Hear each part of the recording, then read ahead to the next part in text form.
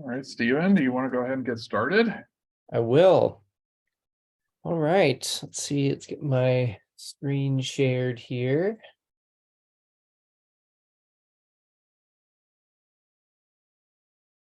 And then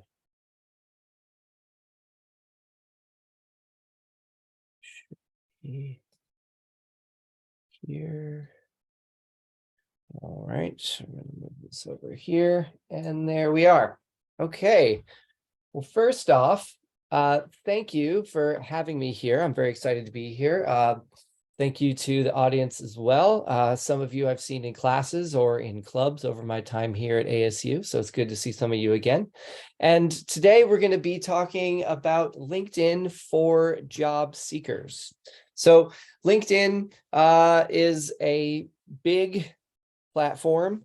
It can be intimidating, it can be annoying, it can be everything in between. When you have more than 700 million users, there's a lot of space for emotions, for sure, but also for ways to use the platform. So whether you think LinkedIn is annoying and want to make it less annoying in your life, or whether you want to use it more practically, or wherever you are along the range of experiences of LinkedIn, I hope that today will help you see a little bit better how LinkedIn can fit into your career. So the first thing I want to say is that LinkedIn is a public face and not a resume. So the overall experience that that people have when they first walk in to a LinkedIn profile is that it is just a bunch of resumes. It looks like that. It looks like there's a bunch of experiences, it looks like work histories, it looks like here's my mission statement. So it can be easy for it to feel like it's a resume. It is not a resume. A resume is a resume. LinkedIn is a public face for your professional life. Now, some people don't want to do that, and there are very good reasons that you would not. So if you are in security, you may not want a public face for your work for a variety of reasons. But if you are looking for a public face, particularly if you're searching for jobs, then LinkedIn is a way that you can have a public face. This does not mean that you have to put everything that you've ever done on a LinkedIn. And we'll get into this more, but this is the first thing I want to say is that you are not trying to show everything you've ever done and put every single bit of information about every single job you've ever had and every volunteer activity you've ever had into a LinkedIn profile. There are some people who will suggest that you do that, and you can read their advice and see if it works for you. But for this particular presentation, and in my personal professional opinion, the best way to go about LinkedIn is not to include everything, but to include the things that present your public face best. How do you do that? Well, the first thing you have to do to present a face is think about who will be looking at that face. Who is your ideal audience? How are they going to perceive the things that you are putting onto your LinkedIn page? So, for instance, if you put all of your jobs all the way back to your high school experiences on your LinkedIn, someone's going to look at this and they're going to have an opinion of that information. So my high school jobs included being a tutor and being a lifeguard over the summer while I was in college. Those things could be on a LinkedIn page, but I don't have them there because they don't present the face that I want to present for people who are looking at my LinkedIn page, who would be people who are interested in the topics that I research, which is crowdfunding, artificial intelligence in the workplace, and other emerging technologies. So it's not that I'm hiding the fact that I was a lifeguard. I'm telling you right now, it's that for a LinkedIn page, for a public face, that's not something I want to present immediately. I actually learned a lot of things being a lifeguard. And if we were in an interview, I would probably tell people about them if they asked. But that's not the goal of a LinkedIn, which is to present to your audience something that they can understand and connect with. And so if you're looking for a job and you're looking for a job in a particular industry, then you're going to want to have things on your LinkedIn page that represent your abilities, skills, and yes, expertise into a way, a set of words, a set of pictures, a set of concepts that make sense to people who are reading it, whether they're recruiters, people in other companies, interviewers, whoever they are. So you want to make sure that whoever's reading it, whoever you expect to be reading it, is going to be interested in and understand the work that you're putting into your LinkedIn page. So without further ado, let's just talk about LinkedIn pages then. If LinkedIn pages are a public face, let's talk about that. Here's my face. It's right there in the profile picture. And that's one of the first things that people will see. And the first thing that you should know is that the profile picture and the header picture actually matter. LinkedIn cares about completeness, both from a technical perspective and from a social perspective. People who are reading LinkedIn pages want to see that there is completeness there. They want to know that you've cared enough to fill it out and put the effort in to have a nice looking picture that represents yourself in the personal profile picture space, as well as a header. Now, the header picture doesn't have to be amazing. This is the office that I work at. I like it. I think it looks cool, but this does not necessarily display anything particular about me, except that I work at a really neat looking building. That's totally fine. The profile picture does have to represent you in some way. Many people prefer to have a headshot there, although avatars and other things are also things that people will put there. The header doesn't necessarily have to represent you as much, but you have to put something there. If you just have the LinkedIn default thing there, it looks a little weird. So consider your visual appeal and consider what visual appeal the people who are reading your page will like. And I'll give you some strategies for figuring that out later. So next is my name and then my title. Now, the title is where you have to make the first big choices of your LinkedIn page. Because if you go on LinkedIn, you'll find some people that have just their job title and their employer. That's it. That's what I have. Assistant Professor of Technical Communication, which is my job title, and Arizona State University, which is where I work.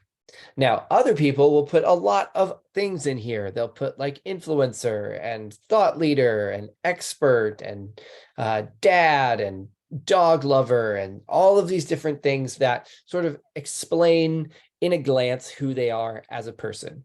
And again, this goes back to your audience. Some people, some fields want to see those things in there. They want to see your creativity. They want to see your expertise. They want to see all of that right off the bat. Other fields want it to be clean, clear, and tidy. In my particular field of academia, clean, clear, and tidy seems to be the way forward. In other fields, not so much. Really depends. And that's sort of a tedious and difficult answer. It depends, but it really does, because different industries use LinkedIn in different ways. So academia does not use LinkedIn very much, uses it some, but not nearly as much as marketing. Marketing uses LinkedIn a lot. And so does tech, computer science, and adjacent and related fields. So there are other fields like nursing that use it some, but not as much as others, and more than places like academia. So all of these decisions that you're going to be making from the beginning are a relationship between your interest, what you want to show to your audience, what your audience expects, and what the social conventions of your field are in relation to what appears here. So you're going to have to be doing a lot of reading of other people's pages to figure out what people do, and then learn from that, take some trends from that, and build that out. So there's not a right or wrong answer here about whether you need to have lots of things crammed into your title, or just the simple title itself. But it is the first place where you have to make decisions of that type, and then that will continue throughout the rest of your page. So keep that in mind, that all of this is contextual to your field, and I'll give you some research strategies for how to figure out what's going on in your field later. Beyond that, I have some categories here: crowdfunding, digital ethics, entrepreneurship, business communication, and technical communication. If you activate the creator tab in your LinkedIn profile, which you may not want to do, if you post content, again, which you may not want to do, you can pick categories and put the categories here. People can click on them and see other content related to that topic. So it establishes you as a thought leader. Other than that, all of the rest of this header section is going to be auto-populated based on other information that you've provided. So once you go through the header, if you scroll down a page, the first thing you're going to see is featured, again, related to whether or not you want to feature something, and then activity. So featured is optional. I have my latest article featured because that's a thing that is important to the work that I'm doing, and demonstrates, if somebody was just looking at my page, here's what I'm doing right now. I'm working on stuff about crowdfunding. Activity is the front page demonstration of what you've been posting elsewhere in the platform. So if you go and post on LinkedIn, which some of you may, your latest posts, 2, 3, 4 of them, will appear in this front page box. So be careful when you are posting on LinkedIn, because whatever you're posting will appear in your front page. That'll be part of your face. So you have to be very careful when you're posting to LinkedIn, because everything you say has a chance, however so briefly, of being on your front page and being the face that you're displaying to the audience that's reading your LinkedIn page. So just watch out. Even comments that you make on other people's posts will show up here. So there's definitely a sense in which you want to be very, very careful about your posts, your comments, and your responses, and making sure that whatever you're posting would fit with the face that you're presenting to the audience. So my last 2 posts, one is, again, the article here that I just published a month ago, and then a secondary article, a working paper about ChatGPT that my working group published. So I have not commented on anyone's posts. That's not a thing I do a lot of. If I do, I have to make sure that it's going to be representative of my face. And so a lot of what I'm doing is just posting my own comments. Okay. The about box is the hardest and scariest bit for a lot of people, not just students, people in general. What do you put in an about box? And in fact, it's so scary that LinkedIn has started to work on AI generative tools that will help people write these, because no one has a clear vision right off the bat what to put in the white box. So if you don't have any ideas and this talk doesn't give you any soon, a large language model will help you out and will give you a statistically average, very middle of the road place to start from the about box. So keep that in your sights. However, for this talk, there are a few things that the about should do.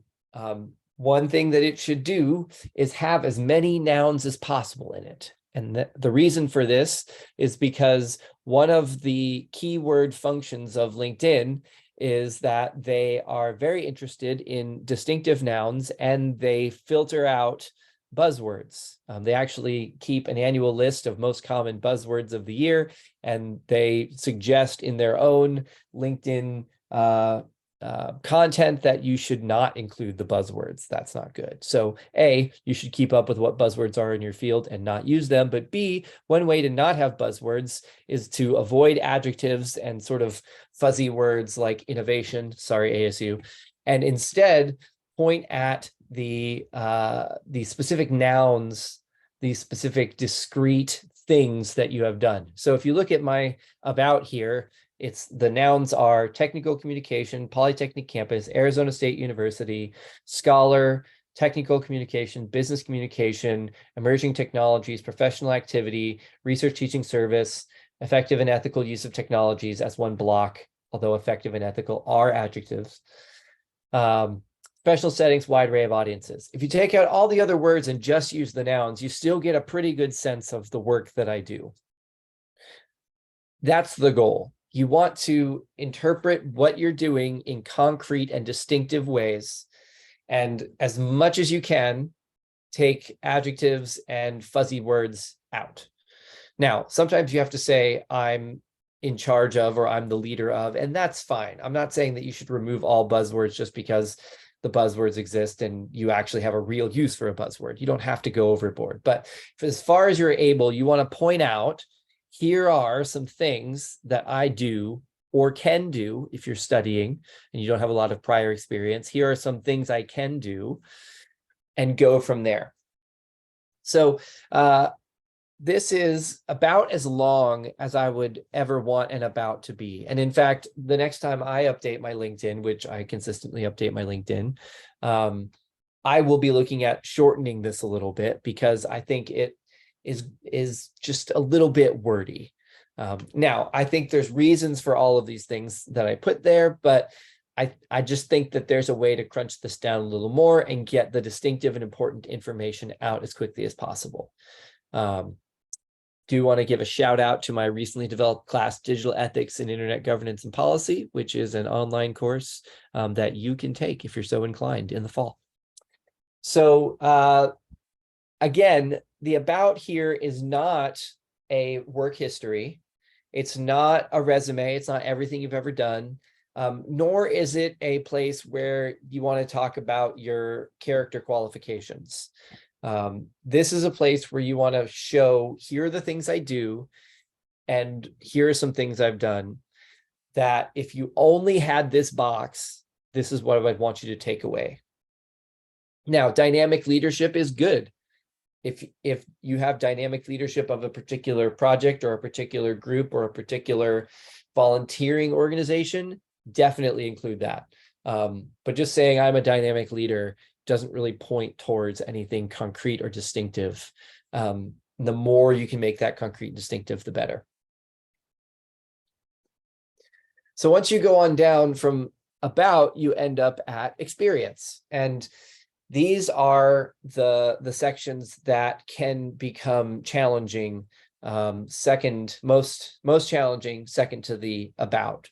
And you will get different pieces of advice about how to handle this. Some people will say, list everything you've ever done and explain everything you've done in those positions as if it were a resume. And again, because my philosophy on this is that you're presenting a public face and trying to get into an interview, not trying to present everything you've ever done, I don't suggest that you do that. I have one sentence each of my experiences. I explain in very limited form what it is that makes that job distinctive. And then I have some skills listed for my current job. Again, you can put those in. My older jobs and my older positions, I did not put those in. That's just a choice I made. I felt like people want to know what I'm doing right now, as opposed to what I was doing back then. But that's a choice I made. I could put skills on all these things if I wanted to. So again, all of the choices that you're making are representing what you do and how you do it to an audience that might want to read it. And so I suggest, again, making this as short as possible so that people who are going through this can say, oh, yes, good jobs, and then move on to the next thing. So unlike other pieces of advice that may have lots of different points here on what the experience should look like, I really don't. And if you need more advice, this is somewhat like a resume, so defer to resume advice, use short sentences, use strong words, use the most recent things first, although LinkedIn will do that for you, so you don't have to worry about that one from the resume side.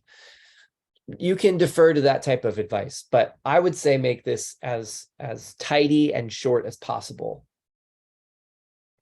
Now, I've labeled this section down page because a lot of people see this as, oh, just the down page stuff. Don't do that, because the lower parts of the page, the boxes further down, are what distinguish people from other candidates.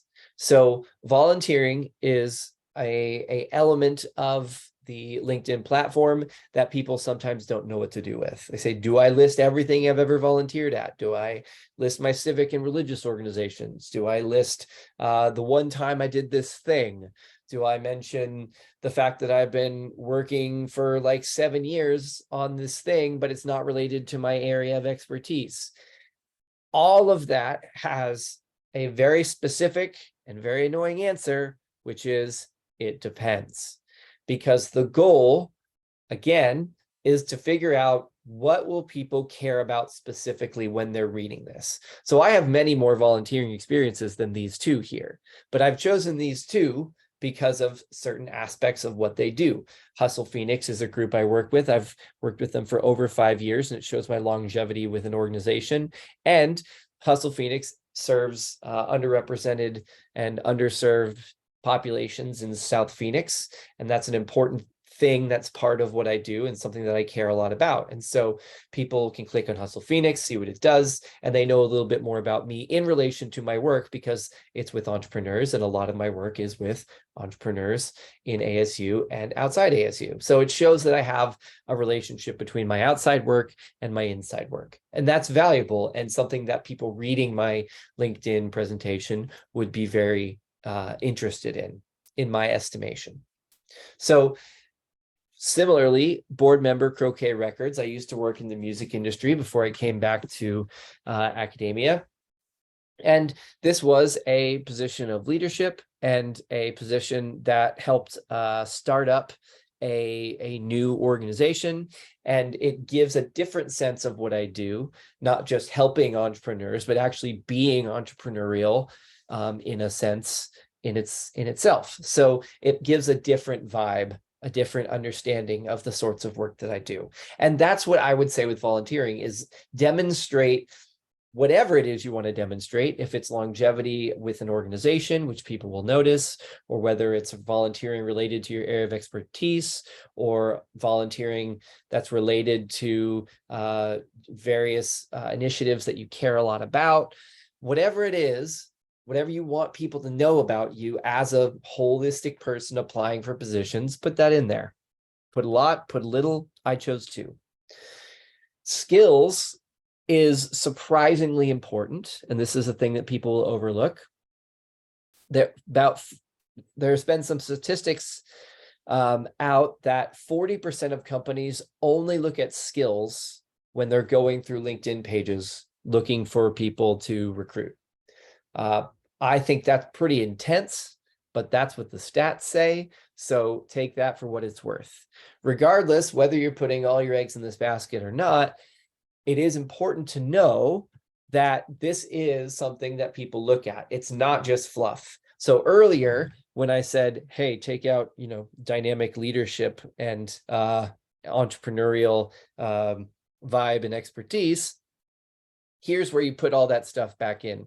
You want to put your soft skills, you want to put your hard skills, you want to put as much as you can in here, because this is the place to show off all the stuff that you feel like you have and do that can contribute to a position. As you can see, I have 3 at the top, and then I have 35 more listed afterwards. So go just put as much as you can in there, because now don't fluff too much, because you might get somebody recruiting you says, hey, I saw that you have this. And you're like, oh, I just threw that in there. I didn't know anybody would look at it. People will look at it.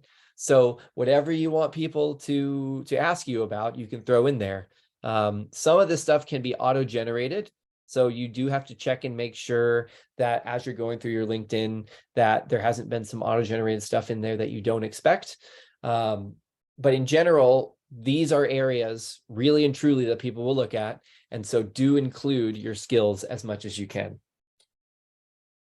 And then you have the very bottom of the page, recommendations, publications, projects, interests. And there are other bits of the LinkedIn page as well that you can include.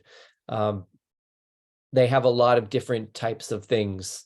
And again, whatever you want to present to people that you want recruiters and other companies to look at, put it in there. So I have recommendations. I haven't worked with recommendations for a long time. In my field, people don't really use recommendations. In other fields, people use recommendations a lot. So my last recommendation was 10 years ago.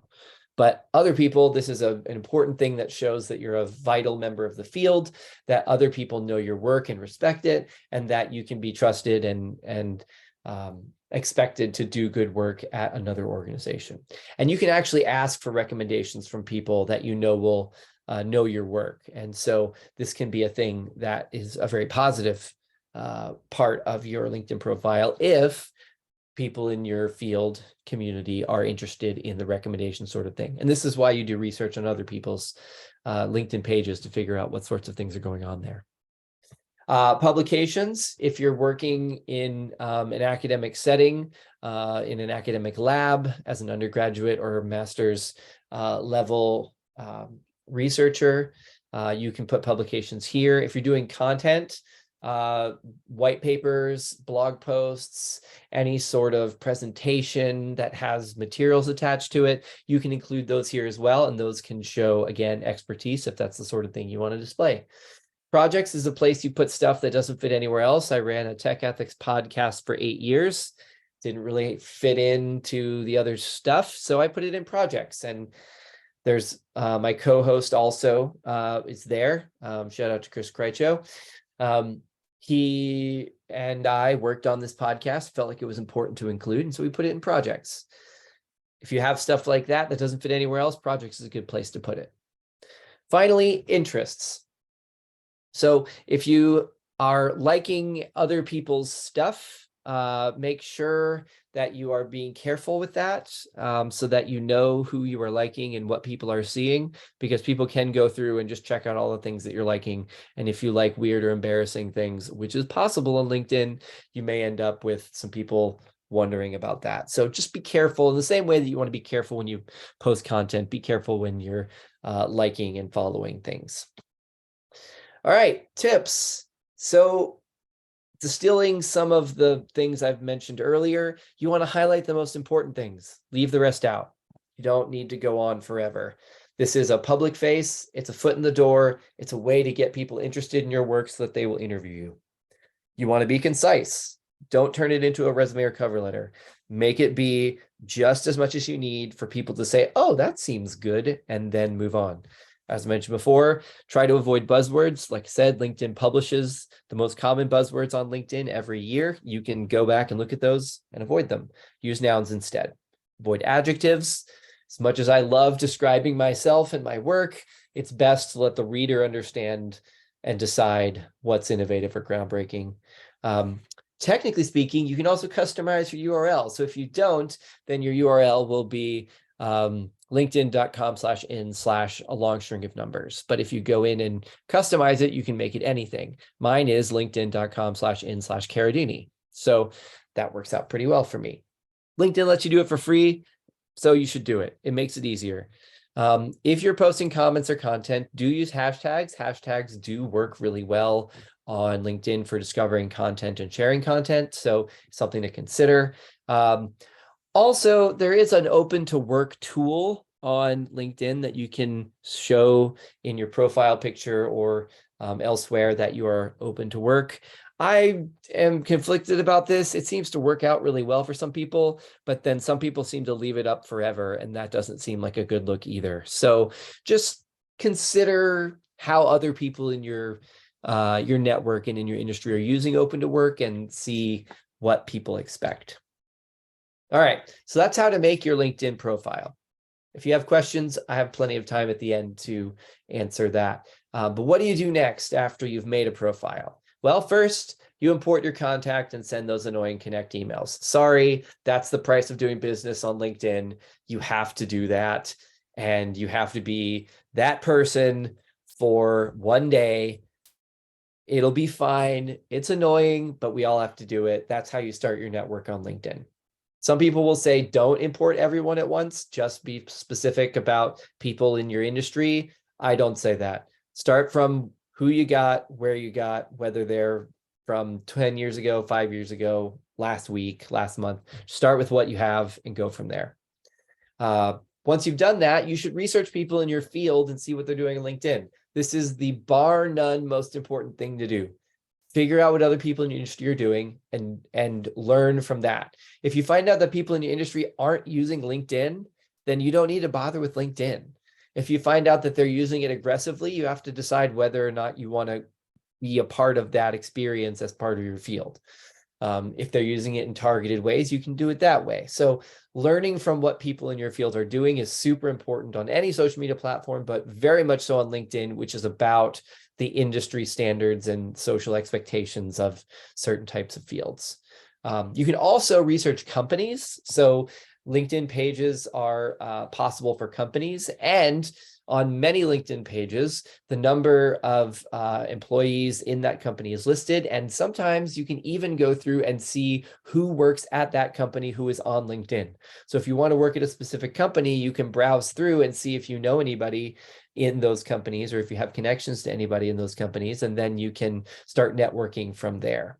LinkedIn does have a tiered system of first level, second level, and third level connections. So you can't just automatically start following anybody that you want, or at least communicate with anybody that you want. You can technically follow anybody that you want, but you can't immediately start communicating with anybody that you want, but you can start working your way through networks and getting closer and closer to people by expanding your network in companies.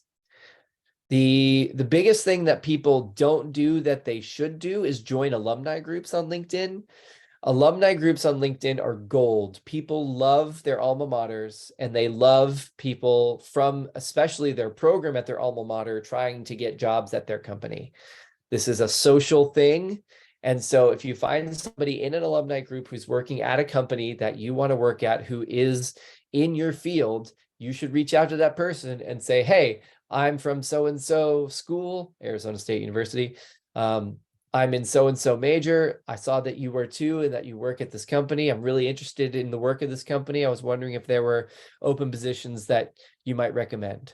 And you might get a recommendation into a position. That's how LinkedIn works. That's the networking aspect of it. And alumni groups are a great place to do that and are not utilized enough in this capacity. So definitely use alumni groups if you can. General alumni groups, but also there are often sub-specific alumni groups for colleges, schools, and even programs. Field level groups are also good. So working in particular areas of the field, those are good groups to join as well and try to make connections. And then, of course, you can apply for jobs. LinkedIn has lots of jobs to apply for. There are some things that are computer science specifics. There are lots of recruiters on LinkedIn looking for computer science folks, especially if you have good keywords like artificial intelligence, security, blockchain, lots of different types of emerging platforms and code bases like Elm and Rust and all these other sorts of newer languages. If you have these on your platform, recruiters will start coming to you, but recruiters and company quality will vary widely. You will get some scams. You will get some marketing garbage. You will get some weird jobs. You will also get some really cool looking jobs. You have to do your research, because don't jump at the first recruiter that comes into your inbox, because A, there will be more, and B, you never know what this company is until you take time to research it. So do your research. Also, there's various types of conversations go on for various types of different fields. And in computer science, similarly to entrepreneurship, there's a lot of self-promotion that goes on instead of information sharing. Twitter, sadly, is still better for information sharing than LinkedIn is in technical spaces. But other fields are a little bit more information sharing. I think sustainability does a better job of being an information sharing space on LinkedIn, as well as other fields that are less self-promotional based overall, more team oriented. So even with saying that, self-promotional conversations can show you how the field is developing. So don't totally get rid of those. And then you can carry on being a part of LinkedIn, or you can just not. You can just decide to not do it. It doesn't really have to be a permanent part of your life if you don't want it to be, especially if your field isn't using it deeply beyond job searching. You might just use it to find a job and then never think about it again. Regardless of whether you want to be on LinkedIn or not, if you have a LinkedIn account, you should update it once a year minimum. Partially because it looks a little weird if you haven't done anything on LinkedIn for 5 years and somebody comes across your LinkedIn page and they wonder what's going on there. Partially because you never know what sort of good job may jump into your direct messages if you keep your LinkedIn up to date. You may not want to change jobs, but you may find your dream job come looking for you if you have the right keywords and the right up-to-date information that shows where you want to go. So you just never know. So update it once a year minimum, and then see what happens. And that's really all I have. I'm happy to take questions and answer any thoughts or concerns you might have. Thank you. Wonderful. Thank you, Stephen. Feel free to unmute and ask away, or drop your questions in the chat. Mm-hmm.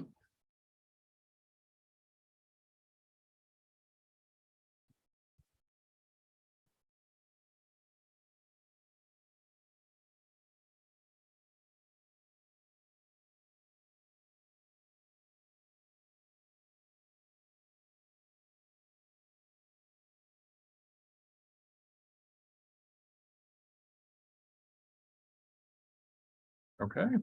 Oh, Here we go. Matthew, yes, I will be posting the recording to the class and sharing it around as well. there's also another one of these about resumes that I did. It is very popular. Let me check my because Zoom deletes everything after a while. I switched it over to my ASU YouTube channel. Uh-huh. Let me check my stats on it, because I see a lot of reflection reports. You have 746 views on that one. That's So, good. I'll take that. Yeah. Yeah. Yeah, it was very popular. Cool. Awesome. Great. Great.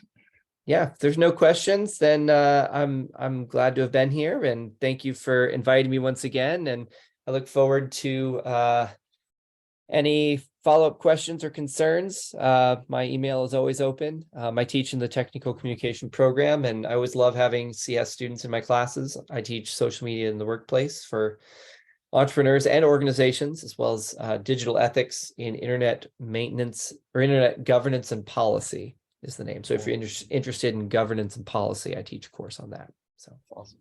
And right. those classes, I think you asked me to share those around. Those should be in the announcements for the courses. If Great. not already, they will be soon, and we'll share Thank those you. around to try and drive students to these very cool and very important classes. So Yeah, awesome. cool. Well, thank All you right. once again so much. I'm inspired to update my LinkedIn myself. And I will be in touch with everybody for follow-ups and maybe another one of these in the fall. Yeah. All Awesome. right. Thank you. Thanks all. Have a good Bye. day.